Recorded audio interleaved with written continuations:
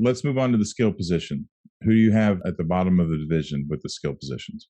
So at the bottom of the division for me is going to be the Broncos. And again, as we start talking about this is another loaded division of offensive guys, okay? Because I like the guys that they have here. But, Javonte Williams could end up being a top 10 running back by the end of the season. He has a bunch of talent. Then they have Melvin Gordon behind him, who is a fine backup, could probably go be a starter, even at 30 years old, could be a low-end starter for somebody if they really need him to be. So they have good running back room. Nobody after those two, though. And then you have Cortland Sutton and Jerry Jeudy. Unfortunately, Tim Patrick is already out for the season, which is really unfortunate. I wanted to see those three be able to work with the quarterback like Russell Wilson and see what they could do. But either way, I think Cortland Sutton is probably the most slept-on receiver in the entire league. Nobody ever talks about him, but he's been a 1,000-yard receiver in the league with, I believe, Drew Lock throwing him the quarterback. So I expect him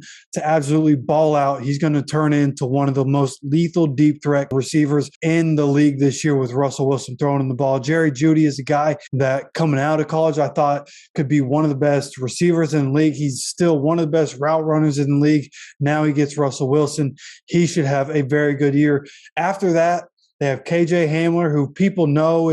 Casual fans might not know that name, but definitely there are fantasy fans, fantasy football fans that know the name KJ Hamler. Nothing crazy as a third option. There's nothing else behind those guys, which definitely factors into it for me. Albert O is supposed to be a really good tight end. If you play fantasy football, somebody that you've probably already heard about, a real under the radar kind of guy because he's a rookie, and rookie tight ends don't really get talked about like that. But Albert O should be a playmaker, very athletic tight end, big body tight end. He's said to be very good from all the different sources that I've seen and that I trust. So he should be a factor. All in all, they have some really good pieces on this Broncos team, but they're not deep whatsoever. If they get injured, they're going to be in trouble. So they are in fourth place for me in this division. Okay. All right. Who do you have in third position? Third for me is actually going to be the Chargers, which, again, weird to say because they have some really good top-end talent here.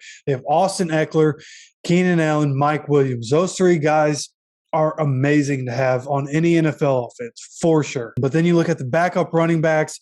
We've seen Joshua Kelly before, Isaiah Spiller. There are some people talking about him. And really what this is Austin Eckler enjoys not getting 20 to 25 carries a game. He actually enjoys it so that he's not getting hurt. So this is definitely a committee backfield. These guys will all work together. But Austin Eckler is a star in this league. Possibly a top 5 running back in the NFL. Keenan Allen, possibly a top 5 wide receiver, could be the best route runner in the NFL. A lot of people talk about him and Davante Adams like that. Mike Williams, very good. Somebody that I'm excited to see more of, I hope we do at some point, is Joshua Palmer. We've had to see him a little bit there was one game Keenan Allen missed last year, one game Mike Williams missed last year, and Josh Palmer came in and balled out in both of those games. And so I think we should see more of him. He moved up in the depth chart. Usually he was behind Jalen Guyton. He's moved up in the depth chart above Jalen Guyton. He's another big body guy, very athletic. He has a little bit of speed on him. So I think they can find a way to use him. And a guy that I like, but not a guy that people know, right? He hasn't done anything. So it's really hard to say. They also, when you talk about tight ends, have Gerald Everett, Donald Parham, a couple of good guys to have, but nothing flashy, nothing crazy, right? So they don't really get a bump for me there. So they have, again, a couple of star talent type guys, a little bit of depth, but without the stars at the tight end position, they had to be third for me in the AFC West. Okay, interesting. So who do you have at the second position? Second, believe it or not, is going to be the Chiefs. Okay. Yep. And then this is another one of those hard decisions and could go either way. But look, you have CEH. CEH is either injured or not doing what people thought he was going to be able to do when he came into the league. Like, he was a first-round pick.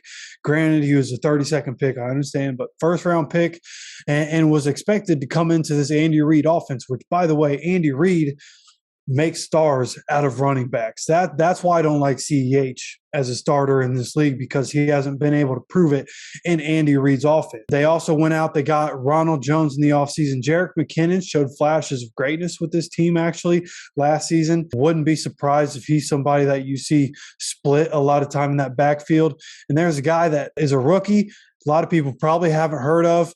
Not even sure exactly how to say his name. I've never seen a name spelled like this before. I think it's Isa Pacheco would be the way I think it's said. Not really sure, but I've heard people talk about him. The only reason I want to mention this guy is because there are enough people that I trust their opinion talking about this guy maybe creeping up in the depth chart that I wanted to at least mention him, because he's going to be a depth piece, because running backs in the NFL, somebody's going to get hurt.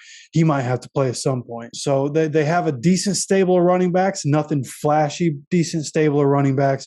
Then you look at the wide receivers, you have Juju Smith-Schuster, Marquez Valdez-Scantling, Mecole Hardman, who what will he do? I don't know. There's a lot of debate on what Mecole Hardman is going to do in this offense with Tyreek Hill out of the picture now. But then they drafted Sky Moore, and they still have Josh Gordon.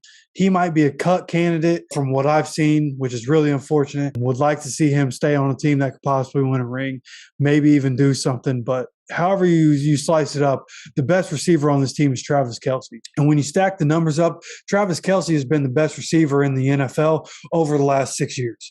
You could probably stretch those numbers out and say the last 8 years. Travis Kelce is a model of consistency. Him and Patrick Mahomes have been making it work together, and they're going to keep doing so. So with some of the top-end talent, Travis Kelce's top-end talent, then you have so many guys on this team that could go make a bunch of money elsewhere, but have come together to be role pieces. They have a bunch of role pieces, but they've stacked the talent, which is really the only reason the Chiefs are here for me. It's because Travis Kelce and the amount of talent that they've stacked, they have depth, and I really like the fact that they have depth. So they're the second best skill position group in the AFC West for me. Okay, that may surprise a lot of people, and that ends up leaving number one in the skill position you think is the Raiders. Yeah, a lot of people may think that sounds weird, and I understand.